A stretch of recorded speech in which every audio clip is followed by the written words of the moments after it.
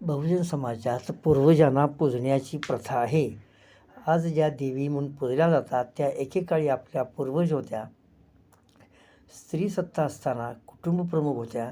त्या चांगल्या वागल्या, त्यांनी सर्वांना व्यवस्थित सांभाळलं म्हणून त्या देवी बनल्या. या देवी वैदिक पूर्व काळातल्या आहेत, पण त्यानंतर त्यांना वेदाशी किंवा वैदिकांनी नवीन नवीन दैवतांशी जोडलेलं आहे. ऋषी मुनी ह्या त्या काळात नव्हतेच, त्यामुळे त्यांच्या नावाने कथा रचून सांगणं हा एक बालिशपणा पण लोकांना पटला.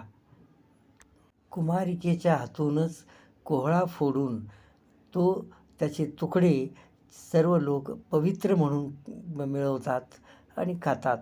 याच्या मागचं सत्य काय असेल? कोहळा हे कशाचे प्रतीक आहे?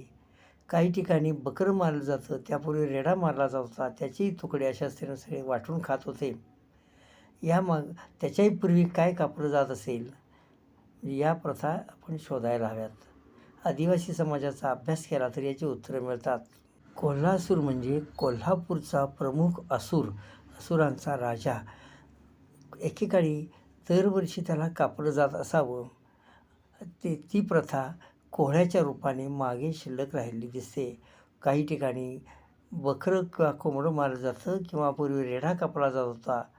त्याची ही प्रतीकं मूळ गोष्ट बदलली की प्रतीकाशी शिल्लक राहतात.